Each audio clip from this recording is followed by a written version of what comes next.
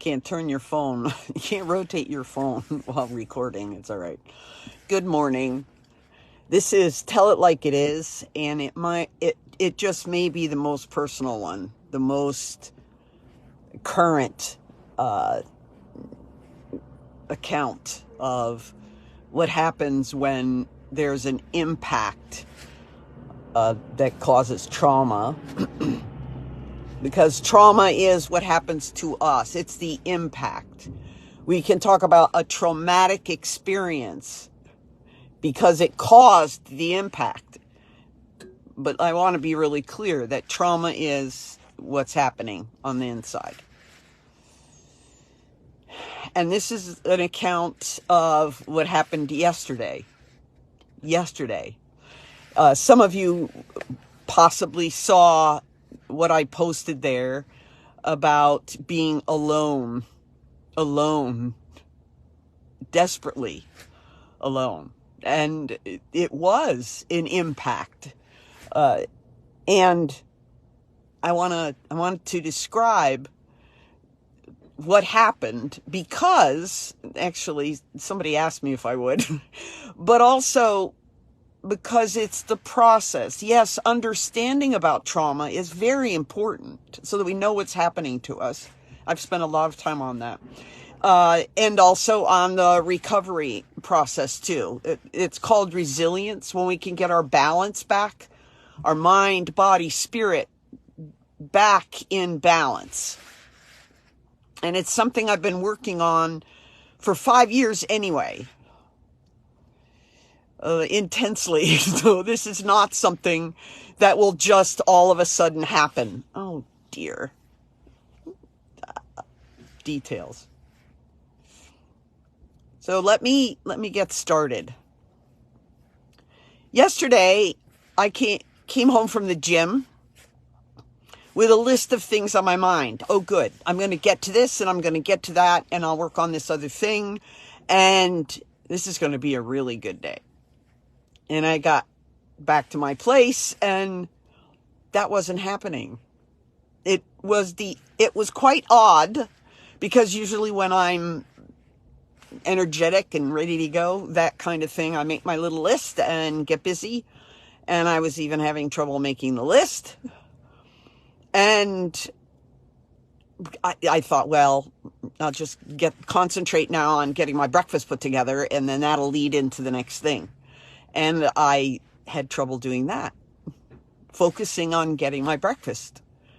And that kind of thing went on and on. I was supposed to have an appointment at 10 o'clock, but I had texted the night before, are we meeting tomorrow? Just to verify. And when I went up to my computer, that wasn't responded to. And it was just about time. And I thought, I can't do this anyway, so I need to just carry on. And I just waited a few more minutes, and then I thought, I can't do that. I just need to say, I've got other things going on. I said, that's okay, don't worry, I have other things going on.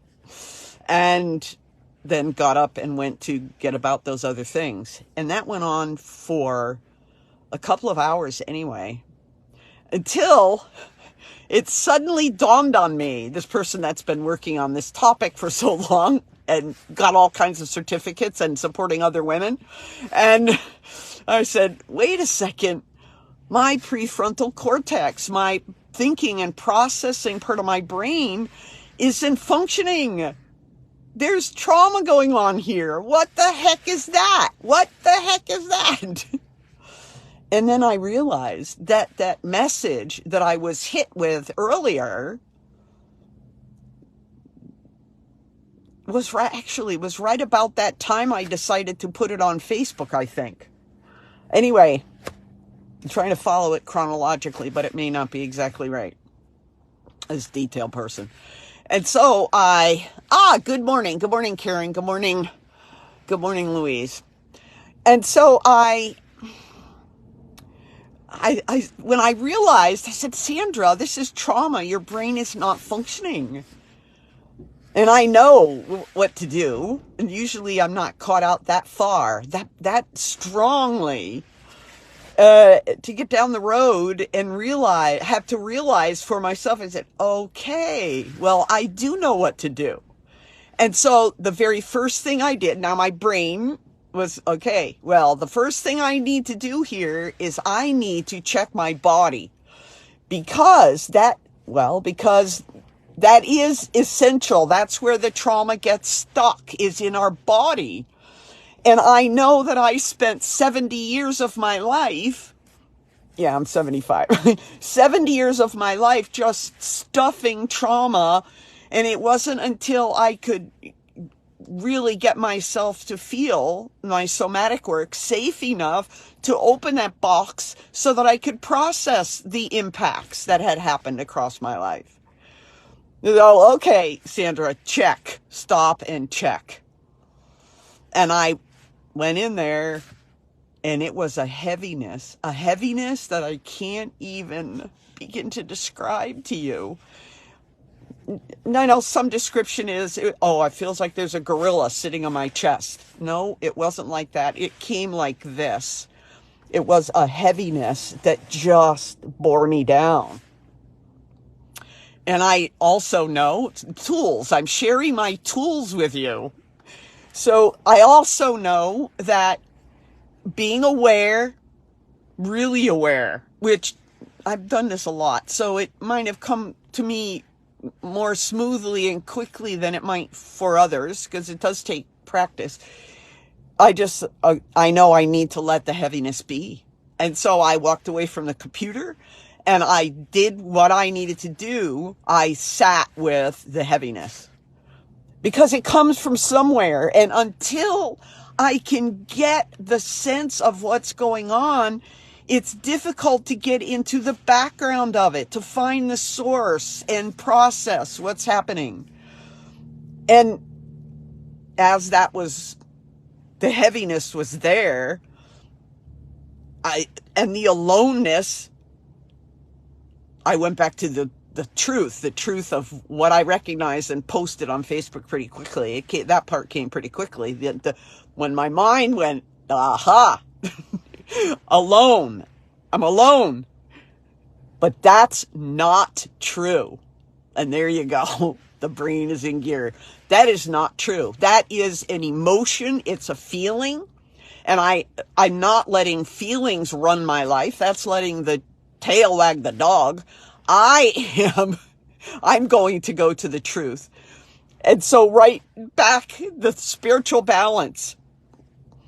And then the processing began. I took it to Jesus right away. This is desperate. This is desperate. And it's related to being alone. And I need to get a handle on this. What's going on? And then more truth came. More truth came. Yes, I will never leave you nor forsake you. And God knows me better than I even know myself. Okay. And started putting some things together and realizing that this is holiday time. This is family time, and I'm estranged from my family. There it is, right out in public. I'm estranged from my family, and I haven't been able to do anything about it.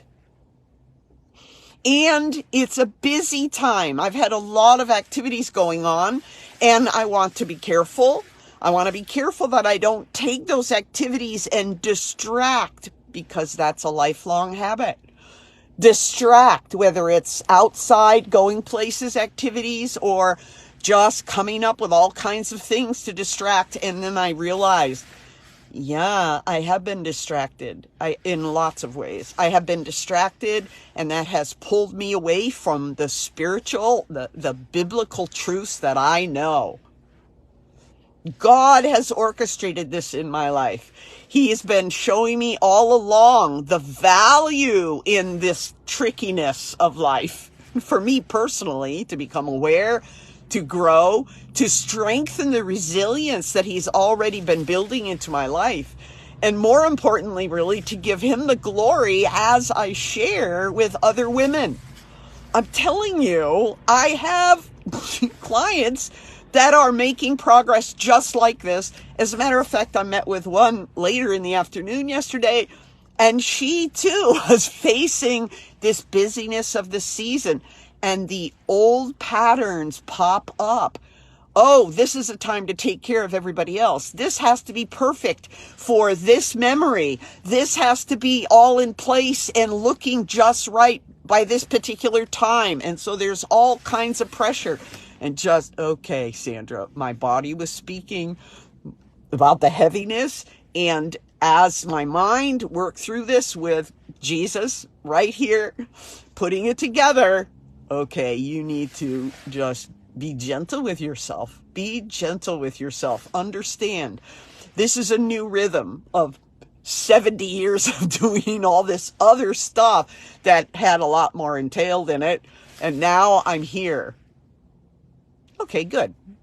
All right, good. So it's reasonable that the feeling is there, but I'm not giving into it. It's not deciding what I'm doing. I'm going to get back on the computer and look at those things that I was hoping to accomplish today.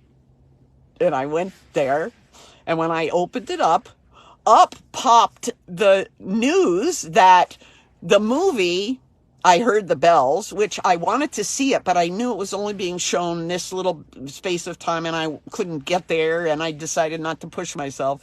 And up came the email announcing that it was extended at my local theater. And I thought, oh, but I need to get this stuff done.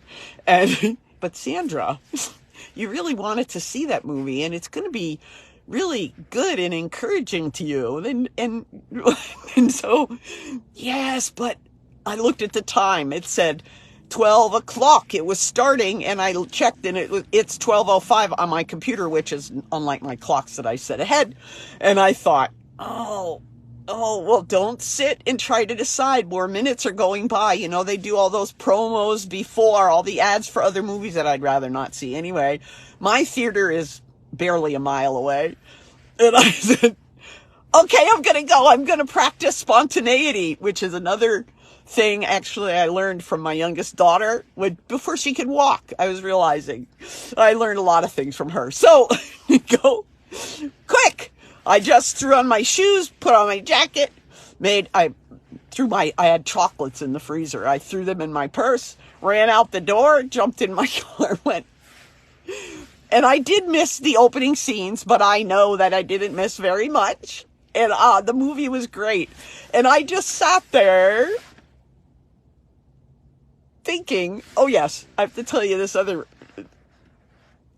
I watched the movie, then I got in my car to come home. There were some other things happening, and on my way home, during that 1 mile back, I said to myself, that was really fun. That is exactly what I needed. And it was spiritually uplifting too. There's scripture there. It was through the whole thing, actually, there was scripture. It was really, really like God ordained for me to do that thing, to leave all of the demands behind and just go and feed my mind and my body and my spirit there together before him, and to take a breath. Yes, Sandra, on the way back. Yes, Sandra, you're getting distracted with all the activity. That was a good idea.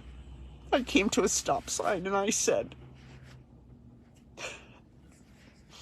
yeah, I really like my life. I'm comfortable living by myself. I could just quickly decide that I wanted to do this thing and just go do it. I'm really satisfied with my life, Lord. Thank you so much. And then the apophenia, which is one of the ways the mind functions, is you get headed in a direction. This is why pity parties are dangerous, actually, and why they are what they are.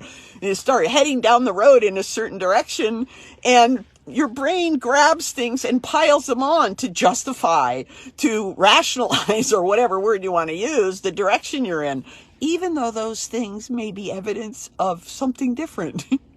So I just paused at that stop sign, which was very relevant, don't you think? Symbolic. It was very symbolic. I was at the stop sign and I just smiled. Here I am praising God. And the detail of that, it just was like a couple of hours later. The same day, the resilience, that God grants, that Jesus comes in and bestows as a gift. And that was the piece, P-I-E-C-E, of the whole day of God the Father's plan. It wasn't even that I followed. Yes, Holy Spirit was in there and I followed. But I had energy that I put in that direction. But it was God's plan for me from the beginning. Well, the beginning of the day, I was going to say, but it's the beginning of, since before he made the world, since he had my conception happen. Since before I knew him and trusted him, and that trust is growing and it's really wonderful. So there are some of the tools.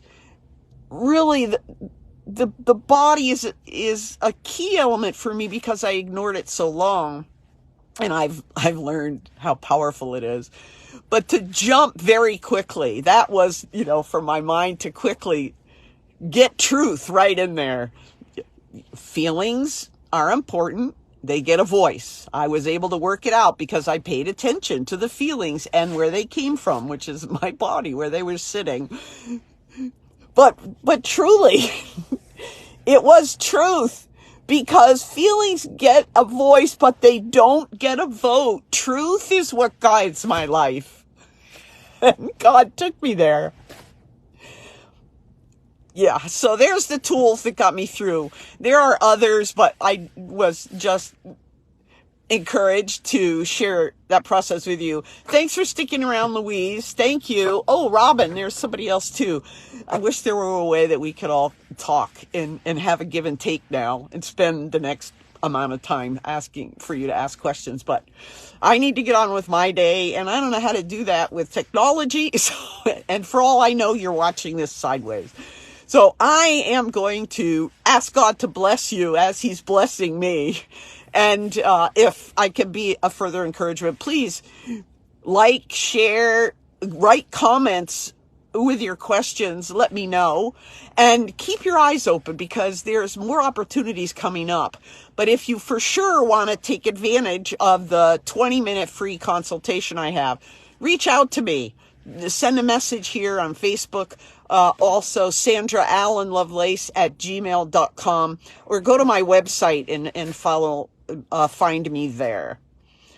Thank you for hanging in there. It was good to know. Somebody thought enough to stick to hear the rest of the story. That is resilience with God involved. Have a blessed day and enjoy your weekend. Bye-bye.